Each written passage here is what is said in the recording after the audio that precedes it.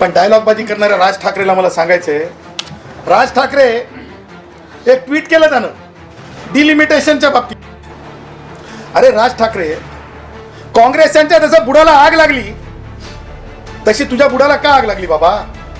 जे मुख्यमंत्री असतील किंवा उपमुख्यमंत्री असतील त्यांच्या कानात जाऊन चुचू चुचू चुचू बोलता, कारण तुमचे सगळे धंदे जे आहेत महापालिकेशी संबंधित आहेत, टेंडरशी संबंधित आहेत. त्या बाबीचे कसाब काँग्रेसियों को मैं कसाब कहता हूं. हा त्या राज ठाकरेचा डीएनए आहे वैचारिक. हा विरोधी आहे. ओबीसीचा विरोध वाढू नये का जागा? एससी एसटीचे खासदार आमदार जास्त होऊ नयेत का? ए राहुल गांधी, प्रियंका जी आपको भी हम बोल रहे हैं. और कोई सटर बटर जो कांग्रेसी थॉट्स लेके इधर उधर झूमते रहते हैं, झोलते रहते हैं, उनको भी कह रहे हैं we the people of India का मतलब है हम वाढणाऱ्या जागा अनुसूचित जातीचे खासदार वाढणार होते, अनुसूचित जमातीचे खासदार वाढणार होते. 33% महिला ना काही संविधानिक मर्यादा आणि देशाच्या प्रगतीला किती बाधक काँग्रेस सारखे राजकीय पक्ष वागत आहेत, वर्तन करत आहेत. त्या निमित्तानं बोलायचं झालं तर नारी शक्ती वंदन अधिनियमाच्या बाबतीत ही आजची पत्रकार परिषद आहे. कालचं जे बिल होतं, कालच्या बिलाला झालेला काँग्रेसांकडून किंबहुना त्यांच्यासारख्या वैचारिक दिवाळखोर पक्षांकडून झालेला विरोध, हे दोन गोष्टी लक्षात आणून देतं. या देशाच्या भूमीवर एक भारतरत्न डॉक्टर बाबासाहेब आंबेडकर यांच्या हयातीमध्ये ज्या प्रकारे मागासांना त्यांच्या हक्काचं मतदान स्वतंत्रपणे करता यावं ह्यासाठीचा जो लढा होता, त्या लढ्याला तत्कालीन काँग्रेसचे पुढारी बॅरिस्टर एम के गांधीजी, ज्यांना मी महात्मा म्हणत नाही, त्यांनी त्या काळात भारतरत्न डॉक्टर बाबासाहेब आंबेडकरांचं वैचारिक स्वप्न पूर्ण होऊ दिले नाही. तेव्हा बाबासाहेबांची वैचारिक हत्या काँग्रेसांच्याच विचाराने केली होती. ती पुनरावृत्ती काल आम्ही संसदेमध्ये पाहिली, संसदेच्या सभागृहात पाहिली. कालही बाबासाहेब आंबेडकरांची संसदेमध्ये वैचारिक हत्या झालेली आहे. मला महाराष्ट्रातील तमाम देशवासियांना, तमाम संविधानवाद्यांना, तमाम डॉक्टर बाबासाहेब आंबेडकरांच्या वैचारिक वारसांना मला आव्हान करायचं आहे. कालचा जो पार्लमेंट मधला जे काही त्या म्हणजे महिलांच्या बाबतीतला 33% आरक्षणाचा मुद्दा, त्याचबरोबर सेन्सेस, त्याचबरोबर डिलिमिटेशन, ह्या मुद्द्याला गांभीर्यानं घ्या. ती बाब अशी आहे, राहुल गांधी तूने तो बहुत बोला, प्रियंका तूने भी बहुत बोला, लेकिन डॉक्टर बाबा साहब अम्बेडकर के सोच रखने वाले, माय मदरलैंड बोलने वालों में से हम हैं, क्योंकि भारत रत्न डॉक्टर बाबा साहब अम्बेडकर ने माय मदरलैंड कहा है. हम उनमें से हैं. हम सोचेंगे भी और सोच की जोर से लगाएंगे भी. त्याचं कारण काँग्रेसी बाहेर येऊन सांगत आहेत, विजय उत्सव साजरा केल्यासारखं वागत आहेत. मला आंबेडकरी अनुयायांना, वंचित घटकांना, संविधानवाद्यांना काही महत्त्वाच्या बाबी मला समोर ठेवायच्यात. त्या म्हणजे मला सांगायचं आहे की आर्टिकल 42 नुसार, आर्टिकल 82 नुसार स्पष्टपणे हा मॅन्डेट आहे की सेन्सेस कशा प्रकारे केलं जावं, डिलिमिटेशन कशा प्रकारे केलं जावं. म्हणजे पुनर्रचना मतदारसंघांची आणि जनतेचे शिरगंती, ज्याला आपण सेन्सेस म्हणतो, संविधानाचा विद्यार्थी असल्या कारणाने हे आकडे मी तुमच्या समोर आर्टिकल सोबत ठेवत आहे. त्याचबरोबर ही जी बाब आहे, राज्याच्या ज्या जागा असतात विधानसभेच्या, त्या भारतीय संविधानाच्या आर्टिकल 170 नुसार डिलिमिटेशन आणि सेन्ससचा भाग असतात. आता खासदारांच्या जागा अगदी सोप्या भाषेत तुमच्या व्ह्यूअर्ससाठी, आमच्या चाहत्यांसाठी, महाराष्ट्रातल्या तमाम जनतेसाठी, देशवासियांसाठी, ह्या ज्या जागा आहेत, कालचं जर बिल पास झालं असतं तर त्या जागांची संख्या काय झाली असती, तर पार्लमेंटमधल्या जागांची स्ट्रेंथ जी आहे ती 816 पर्यंत पोहोचली असती. आणि त्याच्यापैकी महाराष्ट्रामध्ये 48च्या 72 जागा झाल्या असत्या. 48 ज्या जागा आहेत त्या आज महाराष्ट्रामध्ये लोकसभेच्या आहेत, त्या 72 जागा झाल्या असत्या. महाराष्ट्रामध्ये आज आरक्षणाच्या जागा किती आहेत, तर 8 जागा आहेत. अनुसूचित जातीचे खासदार, अनुसूचित जमातीचे खासदार, त्या खासदारांमध्ये वाढ झाली असती. आणि म्हणून म्हणजे आता 5 जागा आहेत तर त्या 8 झाल्या असत्या. आणि एसटीच्या जागा ज्या आहेत त्या जागा देखील वाढल्या असत्या. सांगायचं तात्पर्य, ह्या एकूण वाढ होणाऱ्या जागा जर आपण लक्षात घेतल्या तर 126 जागा ज्या आहेत त्यापैकीच्या जागा लक्षात घेता अनुसूचित जाती जमातीचे खासदार आमदार वाढू नये याच्यासाठीची कुटील घाणेरडी नीती काँग्रेस यांनी आखली. काँग्रेसी स्वतःला सेक्युलर दाखवणारे हे अत्यंत घाणीतल्या वैचारिक किड्यासारखं त्यांचे जे विचार आहेत त्या घाणीतल्या किड्यासारखे विचार आज आम्हाला पाहायला मिळाले, ज्याला आपण व्हायरस असलेले विचार म्हणतो. आणि म्हणून आमचं हे म्हणणं आहे, ही बाब प्राखर्यानं संविधानवाद्यांनी लक्षात घेतली पाहिजे, ह्याच्यावर बोललं पाहिजे. प्रति प्रश्न असू शकतो की सदावर्ते कोर्टात जाता येईल का, या प्रकरणामध्ये काही मर्यादा संविधानिक आहेत. आर्टिकल 329 नुसार ह्या प्रकरणात न्यायालयात जाता येत नाही. परंतु एक लक्षात घ्या, ह्या प्रकरणाला न्यायालयात नाही तर जनतेच्या दरबारात, जनतेच्या न्यायालयात नेण्याची जिम्मेदारी संविधानवाद्यांची आहे, भारतीय जनता पक्षाची आहे, कारण त्यांनी बिल आणलं. त्याचबरोबर वंचित घटकाची आहे. काँग्रेस यांच्या नाळेला फुकट बांधून घेऊ नका, कारण काँग्रेसी विचार हा कायमचा जो आहे तो काँग्रेस गवताप्रमाणाचा विचार आहे, बॅरिस्टर एम के गांधीजींचा विचार आहे, जो कधी सुद्धा या देशातील संविधानवाद्यांसाठी तो पूरक असू शकत नाही.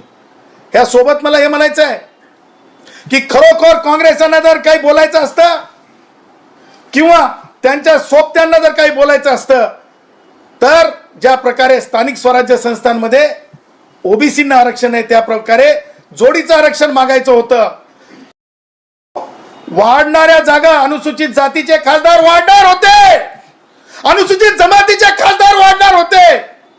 33% महिला हक्काने येणार होत्या. त्यांना थांबून, त्यांना बॅरिकेडिंग करून, अरे दळभद्र्यांनो, अरे संविधानाची लाज घालणाऱ्यांनो, हे तुम्ही करून या देशामध्ये पुन्हा एकदा इतिहासात नोंदवलं की तुम्ही किती संविधान विरोधी आहात काँग्रेस. आणि म्हणून मला म्हणजे त्यांना छुटपूट किती कळतं, पण डायलॉगबाजी करणाऱ्या राज ठाकरेला मला सांगायचंय, राज ठाकरे एक ट्विट केलं त्यानं डिलिमिटेशनच्या बाबतीमध्ये. अरे राज ठाकरे, काँग्रेस यांच्या जसं बुडाला आग लागली तशी तुझ्या बुडाला का आग लागली बाबा? कारण तुला वाढीव संख्या SC ST ची नको का आमदारांमध्ये, खासदारांमध्ये? त्या मनसेतल्या SC ST भावांना मला सांगायचंय, OBC भावांना सांगायचंय, हा त्या राज ठाकरेचा DNA आहे वैचारिक, हा विरोधी आहे. ओबीसींचा विरोध वाढू नये का जागा? SC ST चे खासदार आमदार जास्त होऊ नयेत का? आणि मला हे त्यांना सुनवायचंय राज ठाकरेला की अशा प्रकारे तुमचं वर्तन हे स्पष्ट आणि सिद्ध आहे की तुम्ही हे सगळं बोलताना ते माननीय जे मुख्यमंत्री असतील किंवा उपमुख्यमंत्री असतील त्यांच्या कानात जाऊन चुचू चुचू चुचू बोलता, कारण तुमचे सगळे धंदे जे आहेत महापालिकेशी संबंधित आहेत, टेंडरशी संबंधित आहेत तुमचे सगळे धंदे. परंतु लक्षात ठेवा, संविधानाला तुम्ही राज ठाकरे चुकीचं किंवा संविधानिक हक्कांना तुम्ही चुकीचं दर्शवून तुमचे कोणतेच मनसुबे. महाराष्ट्राच्या सरकारला माझी हात जोडून विनंती आहे की हा प्रश्न निषेधाचा ठराव येणाऱ्या उद्याच्या जी म्हणजे महाराष्ट्राच्या मंत्रिमंडळाची बैठक असेल त्या बैठकीमध्ये 33% महिलांचे हक्काच्या जागांचे मारेकरी काँग्रेसी, त्याचबरोबर SC STच्या जागा डिलिमिटेशनमुळे वाढू शकतात, खासदार आमदार वाढू शकतात, त्यांच्या हक्काचे मारेकरी अशा प्रकारचा निंदाजनक ठराव महाराष्ट्राचे मुख्यमंत्री देवेंद्रजी, महाराष्ट्राचे उपमुख्यमंत्री एकनाथरावजी शिंदे, त्याचबरोबर महाराष्ट्राच्या उपमुख्यमंत्री पवारताई यांनी आणावा आणि केंद्राच्या पटलावर ज्या प्रकारे वर्तन काँग्रेस यांनी केलं, ज्या प्रकारे महिलांच्या हक्काची इज्जत घालवली, महिलांच्या हक्काची काँग्रेस यांनी इज्जत घालवली, या सगळ्या बाबी निषेध नोंदवावा असं देखील मी आवाहन करतो.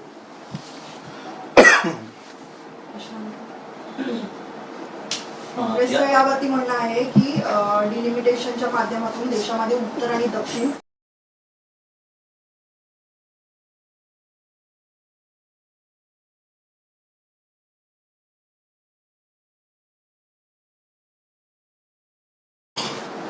राहुल गांधी, प्रियंका जी आपको भी हम बोल रहे हैं, और कोई सटर बटर जो कांग्रेसी थॉट्स लेके इधर उधर झूमते रहते हैं, झोलते रहते हैं, उनको भी कह रहे हैं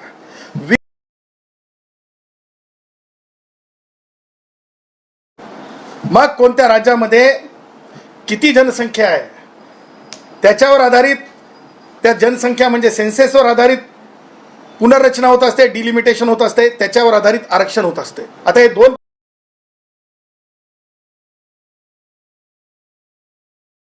त्या बाबीचे हत्यारे, त्या बाबीचे कसाब, कांग्रेसियों को मैं कसाब कहता हूं.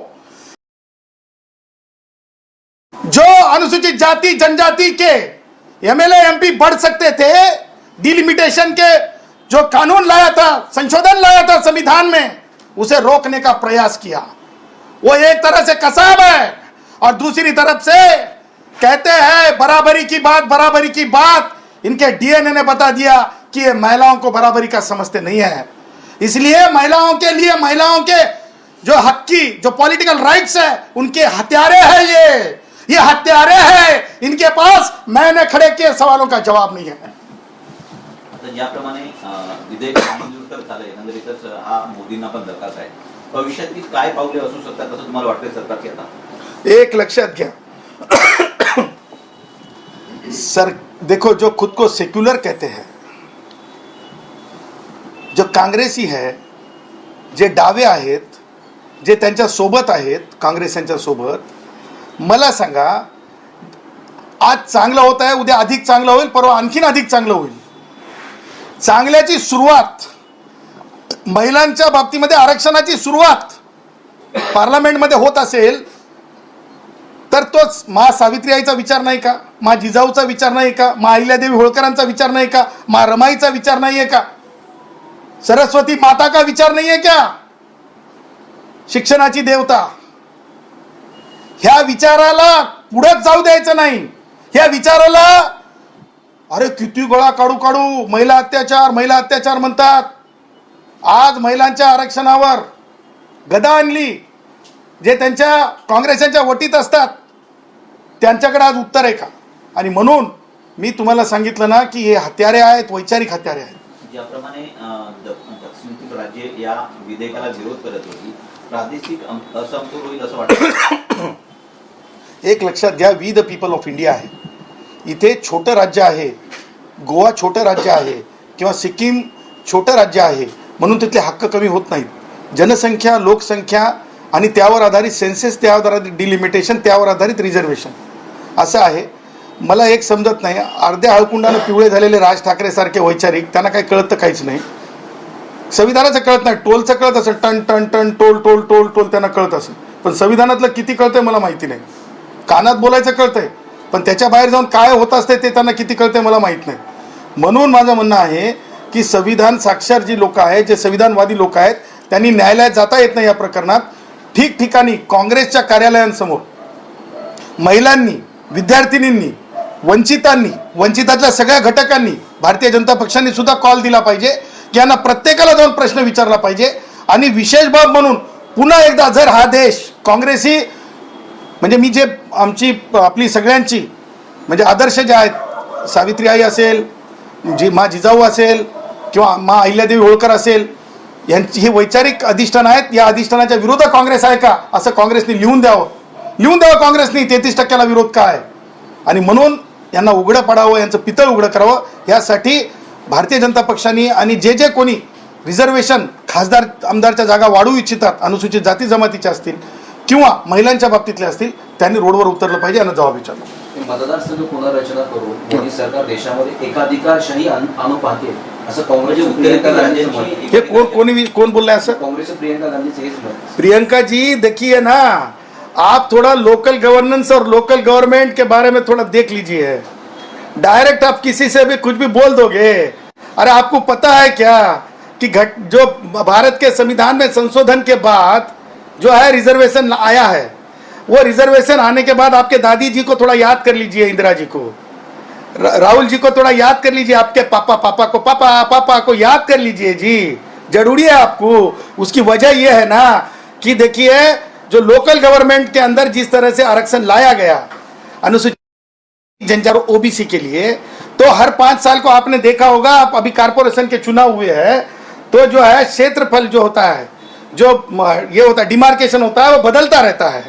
तो उसी तरह से सेंसस के आधार के ऊपर डिलिमिटेशन के आधार के ऊपर जो है जो उसका जो दायरा होता है, जो कॉन्स्टिट्यूएंसी का, वो बदलता रहता है. इसका मतलब ये देश विरोधी या संविधान विरोधी नहीं होता, ये तो नेचुरल प्रोसेस है जो संविधान के दायरे में उसे चलाया जाता. शिवसेना उद्धव पक्षाच्या माजी खासदार प्रियंका चतुर्वेदी यांनी पाठिंबा दर्शवला. त्यांनी म्हटलं आहे की हे बिल पास व्हायला हवं होतं. याकडे कसं पाहता तुम्ही? देखिए, कौन से कॉन्टेक्स्ट में, क्या नाम है उनका, प्रियंका जी. हाँ देखिए, हाँ तो कौन से कॉन्टेक्स्ट में उन्होंने बोला है ये तो मुझे पता नहीं है, लेकिन अगर से उनकी जो क्या कहते हैं उसे अंतर्मन से अगर से उन्होंने बोला है, सच्ची सोच से बोला है, तो एक बड़ी उपलब्धि है कि इस तरह का जवाब भी दे रहे हैं. उनकी यानी उद्धव ठाकरे को भी इस चीज़ से सुनना चाहिए. मुझे पता नहीं उद्धव ठाकरे की पर्सनल क्या भूमिका है, लेकिन उद्धव ठाकरे ने भी अभी समय आ गया है कि इनसे सीखे. किससे? क्या नाम है इनका? प्रियंका चतुर्वेदी जी से सीखना चाहिए. उद्धव ने भी सीखना चाहिए. पण या संदर्भात राष्ट्रवादी काँग्रेस शरदचंद्र पवार पक्ष सर्वेसर्वा शरद पवारांची काय प्रतिक्रिया पाहायला मिळाली? देखिए, यही तो है ना, वो चुप बैठते हैं और दूसरे को खुजली करने लगाते हैं. उन्होंने क्या कम होगी? शांति से थोड़ी बैठे होंगे. उनकी आदत है खुजली करवाना. मिटाता कौन है लेकिन? अरे भैया, भारत का संविधान सबसे श्रेष्ठ है. ऐसे कई शरद पवार आएंगे जाएंगे. भारत का संविधान फिर से नारी के सम्मान में ये बिल आएगा. भारत का संविधान की शक्ति से जो है पुरजोर 33% आरक्षण आएगा. इस बारे में हमें खातिरी है, क्योंकि आज देश के अंदर जो लहर है, आज देश के अंदर जो सोच है, जो बैरिस्टर एम के गांधी जी की नहीं है. और मैं कभी भी बैरिस्टर एम के गांधी जी को महात्मा नहीं बोलता हूं, क्योंकि भारत के संविधान में बैरिस्टर एम के गांधी जी को किसी भी पार्ट में उन्हें महात्मा कहा नहीं गया है, तो मैं नहीं महात्मा कहूंगा. महिलांच्या आरक्षणाचा आणि हिताचा जर एवढा भारतीय जनता पार्टी विचार करते, तर हाथरस आणि उत्तरांचल प्रदेशामध्ये ज्या महिलांवरती अत्याचार झाला, तो भारतीय जनता पार्टी काय करत होती असं ते एका गांधी. देखिए, प्रियंका जी की सोच बहुत छोटी है. प्रियंका जी अपना देखो, पॉलिसी को व्यक्तिगत केस से जोड़ रही है. पॉलिसी का मतलब क्या होता है? पार्लियामेंट्रियन. पार्लियामेंट में की संख्या सख्त लाएंगे और पॉलिसी के अंदर अगर से SC ST का ये बढ़ेगा, स्ट्रेंथ बढ़ेगा, तो और कानून सख्त आएंगे. प्रियंका जी तो ऐसा है ना, बात चल रही है आसमान की, वो कह रही है पाताल की. उनको समझ में नहीं आ रहा है आसमान क्या है और पाताल क्या है. मैं ये नहीं कहूँगा प्रियंका जी का मान रखते हुए मैं इतना ही कहूँगा कि प्रियंका आप का जरूरत है. विरोधी पक्षनेते राहुल गांधी काल जादूगरच्या संदर्भात काहीतरी बोलत होते. कसा सांगतो? देखिए हम ये कहेंगे यार, वो ऐसा होता है ना मेडिकल साइंस के अंदर, तुम इंजीनियरिंग की बातें रख रहे हो, उसी तरह से है ना टाइम करते हुए हम बालिश सोच तो नहीं कहेंगे, लेकिन हम कहेंगे कि राहुल में का हुल्लड़पना अभी भी गया नहीं है. राहुल का हुल्लड़पना अभी भी गया नहीं है. शेवटचा प्रश्न आहे सदरच्या महाराष्ट्रामध्ये ज्याप्रमाणे बंधू अशोक प्रकरण सुरू आहे, तुम्ही कसं बघता या प्रकरणाकडे, कारण की तुमची प्रतिक्रिया आहे. नाही यार, मेरी प्रतिक्रिया आई आहे. मी सांगितलेलं आहे की त्या बाबाला जो भोंदू बाबा म्हणून स्वतःला घेतो त्याला फाशी झाली पाहिजे.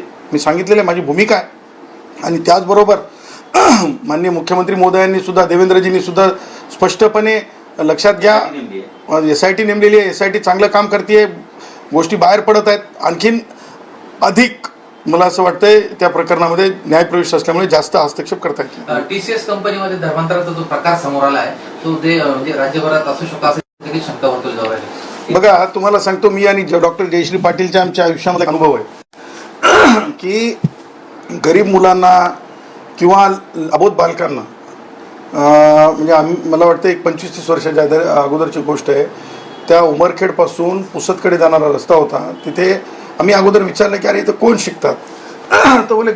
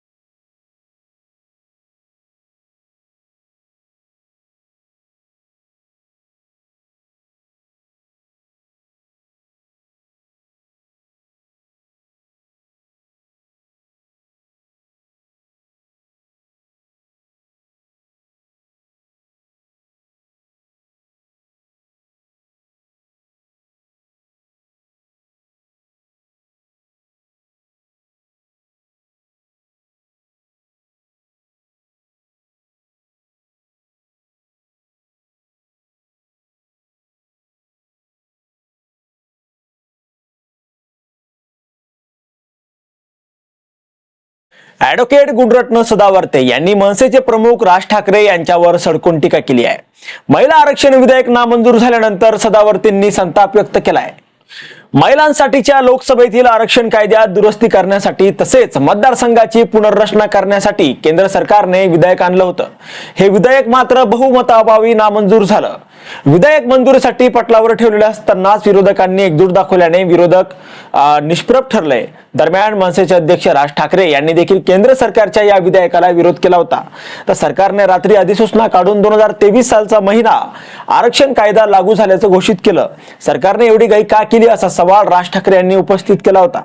तसेच सरकारला नेमकं काय साध्य करायचं होतं असं म्हणत त्यांनी केंद्र सरकारला आरोपीच्या पिंजऱ्यात उभं केलं होतं. दरम्यान आता राज ठाकरे यांनी आपली भूमिका जाहीर करताना ॲडव्होकेट गुणरत्न सदावर्ते यांनी समोर येत राज ठाकरेंवर सडकून टीका केली आहे. राज ठाकरे यांना काय कळतं असं म्हणत सदावर्ते यांनी त्यांची चांगलीच खिल्ली उडवली आहे. सदावर्ते पत्रकारांसोबत बोलत असताना त्यावेळी त्यांनी विरोधकांनी घेतलेल्या भूमिकावर प्रश्नचिन्ह उपस्थित केलेत. तसेच राज ठाकरेवरही टीका केली आहे. राज ठाकरे यांना अनुसूचित जाती जमातींचे खासदार वाढू द्यायचे नाहीत का? राज ठाकरे हे अर्ध्या हळदी कुडाने पिवळे झालेले आहेत, त्यांना काही समजत नाही अशी जोरदार टीका गुणरत्ने सदावर्ते यांनी राज ठाकरेंवर केली आहे. राज ठाकरे यांना SC ST समाजाचे आमदार खासदार नको आहेत. राज ठाकरे यांचा हा वैचारिक DNA आहे. राज ठाकरे हे ओबीसींचे विरोधक आहेत असा आरोपही सदावर्तेंनी केलाय. तसेच राज ठाकरे यांचे सर्व उद्योग हे महापालिका टेंडरशी संबंधित आहेत. राज ठाकरे हे संविधानाला चुकीचे दर्शवत आहेत असं म्हणत राज ठाकरेंचे मनसुबे आम्ही पूर्ण होऊ देणार नाहीत असा इशाराही त्यांनी दिलाय. दरम्यान आता गुणरत्ने सदावर्ते यांनी केलेल्या आरोपानंतर मनसे नेमकं काय प्रत्युत्तर देणार हे पाहणं आता महत्वाचं ठरणार आहे. यावर तुम्हाला काय वाटतं? तुमचं मत कमेंट बॉक्समध्ये लिहायला अजिबात विसरू नका. व्हिडिओ आवडला असेल तर जास्तीत जास्त शेअर करा आणि आतापर्यंत मराठी जनता आपण आपल्या या चॅनलला सबस्क्राईब जर केलेलं नसेल तर चॅनलला सबस्क्राईब करा.